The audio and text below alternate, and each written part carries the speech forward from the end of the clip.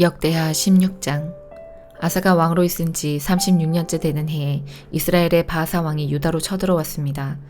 바하사는 라마로 가서 그 성을 굳건하게 쌓고는 자기 나라 백성이 유다로 들어가거나 유다에서 나오는 것을 막으려 했습니다. 아사가 여호와의 성전과 자기 왕궁의 보물 가운데 남아있는 금과 은을 꺼내어 사람들을 시켜 아람의 왕 벤하닷에게 보냈습니다. 벤하닷은 다마스커스 성에서 살고 있었습니다. 아사는 벤하닷에게 이렇게 전했습니다. 내 아버지와 그대의 아버지가 평화조약을 맺었듯이 그대와 나도 조약을 맺읍시다. 그대에게 금과 은을 보내니 이스라엘의 왕 바하사와 맺은 조약을 깨뜨리시고 그가 내 땅에서 자기 군대를 이끌고 떠나게 해주십시오. 벤하닷은 아사 왕의 말에 찬성했습니다. 그래서 그는 자기 군대의 지휘관들을 보내어 이스라엘 마을들을 공격하게 했습니다. 그의 지휘관들은 이온과 단과 아빌마임을 점령했습니다. 그리고 보물을 보관해두는 납달리의 모든 성들도 점령했습니다. 바하사가 그 소식을 듣고 라마성을 쌓는 일을 멈추었습니다. 아사가 유다의 모든 백성을 불러 모았습니다. 그들은 라마로 가서 바하사가 성을 쌓을 때 쓰던 돌과 나무를 날랐습니다. 그들은 그것으로 게바와 미스바를 지었습니다. 그때 선견자 하나니가 유다의 아사 왕에게 와서 말했습니다. 왕은 왕의 하나님 여호와를 의지하지 않고 아람 왕을 의지했습니다. 그러므로 이제 아람 왕의 군대는 왕의 손에서 벗어났습니다. 에티오피아 사람과 리비아 사람들에게는 크고 강한 군대가 있습니다. 그들에게는 전차와 기마병도 많이 있습니다. 그러나 왕이 여호와를 의지했기 때문에 여호와께서 도우셔서 그들을 이길 수 있었습니다. 여호와께서는 온 땅에서 온전히 여호와께 몸을 맡기는 사람을 찾고 계십니다. 여호와께서는 그런 사람들을 강하게 해주기를 원하십니다. 아사 왕이여, 왕은 어리석은 짓을 했습니다. 이제부터 왕은 여러 전쟁에 시달려야 할 것입니다. 아사는 선견자 하나니의 말을 듣고 화가 나서 그를 감옥에 가두었습니다. 아사는 그때의 다른 백성들도 압제했습니다. 아사가 한 일은 처음부터 끝까지 유다와 이스라엘 왕들의 역사책에 적혀 있습니다. 아사가 왕으로 있은 지 39년째 되던 해에 그의 발에 병이 났습니다. 그의 병은 아주 심한 병이었습니다. 그러나 아사는 그렇게 아프면서도 여호와를 찾지 않고 의사들만 찾았습니다. 그래서 아사는 왕으로 있은 지 41년째 되던 해에 죽었습니다. 백성들은 아사가 다윗성에 미리 준비해둔 무덤에 묻어주었습니다. 백성은 아사를 침대 위에 눕혔습니다. 그 침대는 온갖 향료를 섞어 만든 향으로 가득한 침대였습니다. 그리고 백성은 아사를 기념하기 위해 큰 불을 밝혔습니다. 요한계시록 5장. 나는 보좌에 앉으신 분의 오른손에 두루마리 하나가 있는 것을 보았습니다. 그 두루마리는 안팎으로 글이 씌어 있었고 7개의 도장이 찍혀 봉해져 있었습니다. 힘있는 한 천사가 큰 소리로 외쳤습니다. 누가 이 봉인을 떼고 두루마리를 펼 수 있겠는가? 그러나 하늘에도 땅에도 지하에도 그 두루마리를 펴서 읽을 만한 사람은 없었습니다. 나는 그 두루마리를 펴 읽을 사람이 없다는 것을 알고 울고 말았습니다. 그러자 장로 가운데 한 사람이 내게 말하였습니다. 울지 마시오. 유다 지파의 사자가 승리하였습니다. 그분은 다윗의 뿌리입니다. 그분께서 7군데 봉인을 떼고 두루마리를 펴실 것입니다. 그때 나는 내 생물이 둘러싸여 보좌 가운데 어린 양이 서 계신 것을 보았습니다. 장로들 역시 어린 양 주위에 서 있었습니다. 어린 양에게는 전에 죽임을 당한 듯한 흔적이 있었습니다. 그 어린 양은 7뿔과 7눈이 있었는데 그것은 세상에 보내진 하나님의 7영을 가리키는 것이었습니다. 어린 양은 앞으로 나와 보좌에 앉으신 분의 오른손에서 두루마리를 받았습니다. 그러자 내 생물과 24명의 장로들이 어린 양 앞에 엎드렸습니다. 장로들의 손에는 검은고와 향이 가득한 금대접이 들려 있었습니다. 이 향은 하나님의 백성들이 드린 기도들입니다. 그들은 어린 양에게 새 노래로 찬양하였습니다. 주님은 봉인을 떼고 두루마리를 펴기에 합당한 분이십니다. 주님은 죽임을 당하셨고 그 흘리신 보혈의 대가로 모든 민족, 언어, 나라를 넘어서 하나님의 백성을 사셨습니다. 피로 산 그들을 하나님 나라의 제사장으로 삼으셨으니 그들이 이 땅을 다스릴 것입니다. 그 후 나는 수많은 천사들의 음성을 들었습니다. 천사들은 보좌와 내생물과 장로들을 둘러싸고 있었습니다. 그 수가 너무 많아 셀 수조차 없었습니다. 천사들은 큰 소리로 외쳤습니다. 죽임을 당하신 어린 양은 능력과 부귀와 지혜와 힘, 존귀와 영광과 찬양을 받으실 분이십니다. 하늘과 땅과 땅 아래 바다에 있는 모든 것들이 외치는 소리도 들었습니다. 보좌에 계신 분과 어린 양께 찬송과 존귀와 영광과 능력을 영원 무궁히 올려드립니다.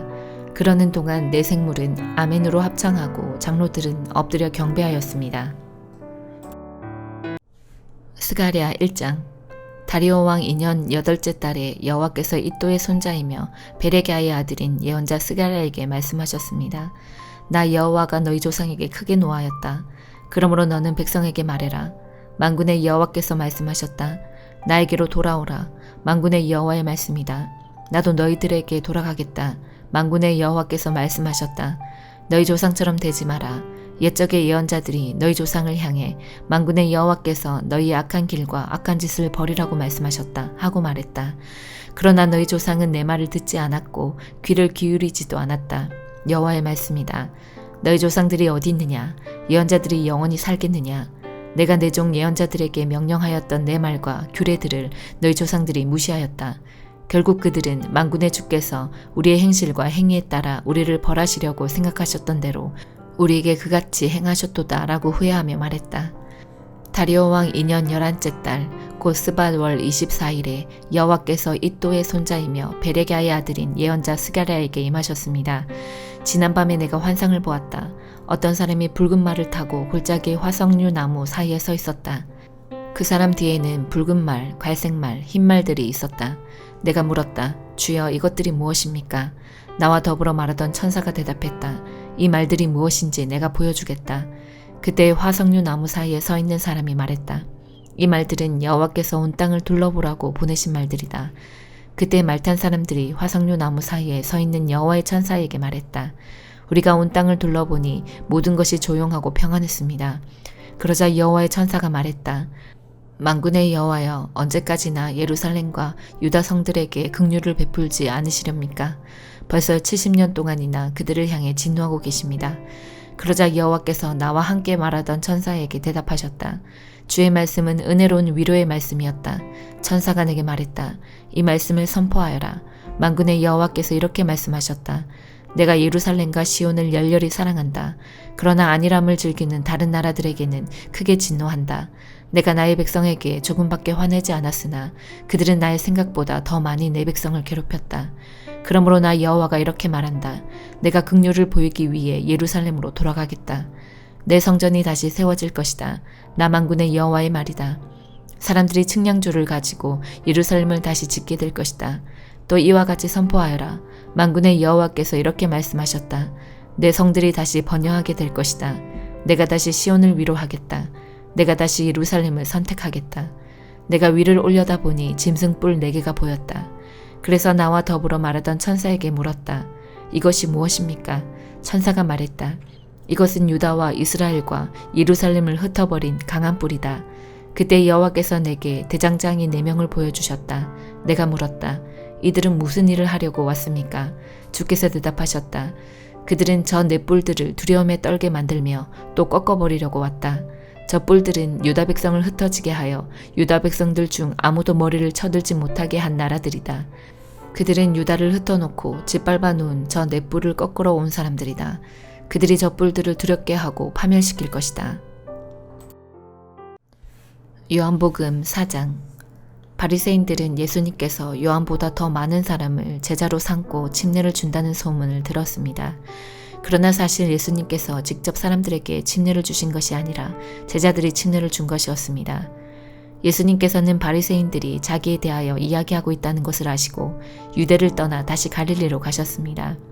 갈릴리로 가려면 사마리아 지방을 거쳐가야만 했습니다. 예수님께서는 사마리아에 있는 수가라는 마을로 들어가셨습니다. 이 마을은 야곱이 자기 아들 요셉에게 주었던 밭에서 그리 멀지 않은 곳에 있었습니다. 그곳에 야곱의 우물이 있었습니다. 예수님께서는 오랜 여행으로 피곤하여 그 우물가에 앉으셨습니다. 그때가 대략 정오쯤이었습니다.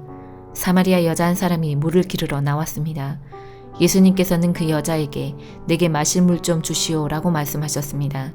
일이 일어날 즈음 예수님의 제자들은 먹을 것을 사러 마을로 내려가고 그 자리에 없었습니다. 사마리아 여자는 예수님께 당신은 유대 남자고 나는 사마리아 여자인데 어떻게 나에게 마실 것을 달라고 할 수 있습니까? 라고 말했습니다. 당시 유대인들은 사마리아 사람들과 상종을 하지 않았습니다. 예수님께서는 그 여자에게 이렇게 대답하셨습니다. 당신이 하나님께서 주시는 선물이 무엇인지 또 내게 마실 것을 달라라고 말하고 있는 사람이 누구인지 알았더라면 오히려 당신이 그 사람에게 구하였을 것이고 그러면 그가 당신에게 생명의 물을 주었을 것이요. 그 여자가 말했습니다.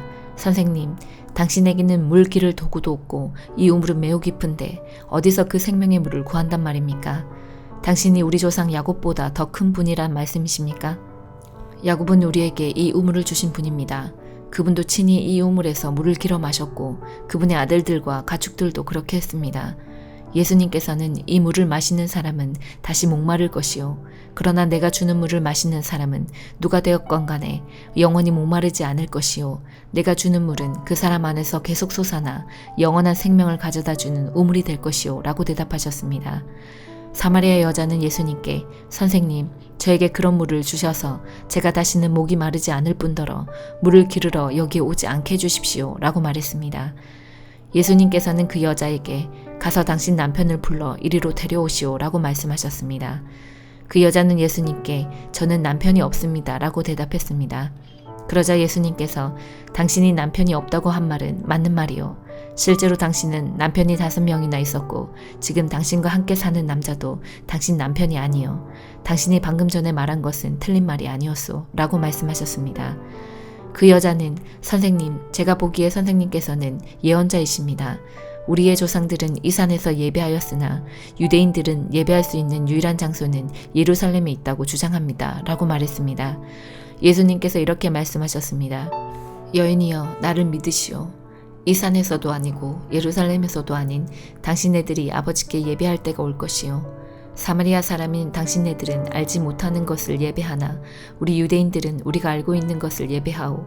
그것은 구원이 유대인들로부터 나오기 때문이요. 그러나 참되게 예배하는 사람들이 영과 진리로 아버지께 예배할 때가 올 것인데 지금이 바로 그때요. 그리고 하나님께서는 이렇게 예배하는 사람들을 찾고 계시오. 하나님께서는 영이시기 때문에 하나님께 예배하는 사람들은 반드시 영과 진리로 예배해야만 하오. 그 여자는 그리스도라고 불리는 메시아가 오실 것이라는 사실을 알고 있습니다. 그분이 오시면 우리에게 모든 것을 설명해 주실 것입니다. 라고 말했습니다. 그러자 예수님께서 여자에게 말씀하셨습니다. 지금 당신과 이야기하고 있는 내가 바로 그 메시아요. 바로 그때 예수님의 제자들이 마을에서 돌아왔습니다. 그들은 예수님께서 여자와 이야기하고 있는 것을 보고 무척 놀랐습니다. 그러나 아무도 선생님 무엇을 구하고 계십니까? 라거나 선생님 무슨 일로 그 여자와 이야기를 하고 계십니까? 라고 묻는 사람이 없었습니다. 그 여자는 물 항아리를 버려두고 마을로 돌아가 사람들에게 말했습니다. 여러분, 이리 와서 내 과거의 일을 다 말해준 사람을 한번 보세요. 이분이 메시아가 아닐까요? 그러자 사람들이 마을에서 나와 예수님께로 왔습니다. 그 사이 제자들은 예수님께 선생님 음식을 좀 드시지요 라고 청했습니다. 그러나 예수님께서는 나에게는 너희들이 알지 못하는 먹을 음식이 있다 라고 대답하셨습니다. 그러자 제자들은 자기들끼리 누가 예수님께 먹을 것을 갖다 드렸을까? 라고 말했습니다. 예수님께서 이들에게 말씀하셨습니다. 나의 음식은 나를 보내신 분의 뜻을 행하고 그분의 일을 완수하는 것이다. 너희들은 넉 달이 지나야 추수 때가 될 것이다 라고 말하지 않느냐. 그러나 나는 너희에게 말한다. 눈을 들어 밭을 보아라. 이미 곡식이 익어 추수할 때가 되었다. 추수하는 사람은 벌써 추수한 대가로 품삯을 받고 영생을 위한 곡식을 추수하는 중이다. 그래서 씨를 뿌린 사람은 추수하는 사람과 함께 기뻐할 수 있게 될 것이다. 그러므로 한 사람은 씨를 뿌리고 다른 사람은 추수한다라고 하는 말은 진리이다. 나는 너희들이 직접 수고하지 않은 것을 추수하라고 너희들을 보냈다. 다른 사람들은 수고하였고 너희들은 그들이 해놓은 수고의 결실을 얻게 되었다. 그 마을에 사는 많은 사마리아 사람들은 그 여자가 그분은 내 과거의 모든 일들을 나에게 말씀해 주셨어요 라고 말한 것 때문에 예수님을 믿었습니다. 사마리아 사람들이 예수님께 그들과 함께 지내다 가시기를 청했으므로 거기서 이틀을 머무르셨습니다. 그래서 보다 많은 사람들이 예수님의 말씀을 듣고 예수님을 믿었습니다. 그들은 그 여자에게 더 이상 우리는 당신의 말 때문에 예수님을 믿는 것이 아니오. 우리가 이제는 예수님의 말씀을 직접 들었고 이분이 참으로 세상의 구세주라는 사실을 알았기 때문에 믿는 것이오. 라고 말했습니다. 이틀 후에 예수님께서는 그곳을 떠나 갈릴리로 가셨습니다. 전에 예수님께서는 예언자가 자기 고향에서는 존경을 받지 못한다고 직접 말씀하신 적이 있습니다. 예수님께서 갈릴리에 도착했을 때 그곳 사람들은 예수님을 환영했습니다. 왜냐하면 그 사람들은 6월절에 예루살렘에서 예수님께서 하신 모든 일들을 보았으며 또한 자신들도 6월절에 그곳에 있었기 때문입니다. 예수님께서는 갈릴리 가나를 또 방문하셨습니다. 이곳은 예수님께서 물로 포도주를 만드셨던 곳입니다. 이곳에는 높은 지위를 가진 왕의 신하 한 사람이 살고 있었습니다. 그 신하의 아들은 병에 걸려 가버나움에 있었습니다. 왕의 신하는 예수님께서 유대 지방에서 갈릴리로 오셨다는 소식을 듣고 예수님께 찾아가 가버나움으로 오셔서 자기 아들을 낫게 해달라고 간청하였습니다. 그 신하의 아들은 거의 죽기 직전에 있었습니다. 예수님께서 왕의 신하에게 말씀하셨습니다. 너희는 표적과 기이한 것들을 보지 않으면 전혀 믿으려 하지 않는다. 그 신하가 말했습니다. 선생님, 제 아들이 죽기 전에 가버나움으로 오십시오. 예수님께서 대답하셨습니다. 가시오. 당신 아들은 살 것이오. 그 사람은 예수님께서 자기에게 하신 말씀을 믿고 집으로 갔습니다. 그 사람은 집으로 가는 도중에 자기의 하인들을 만나 자기 아들이 살아났다는 소식을 들었습니다. 왕의 신하가 자기 아들이 낫게 된 때를 묻자 하인들은 어제 오후 1시 무렵부터 열이 떨어졌습니다. 라고 대답했습니다. 아이 아버지는 그때가 바로 예수님께서 당신 아들은 살 것이오 라고 말씀하신 그 시각과 정확히 일치한 것을 알고 자기와 그 집의 모든 사람이 예수님을 믿었습니다. 이것은 예수님께서 유대에서 갈릴리로 오신 후 행하신 두 번째 표적이었습니다. 아멘.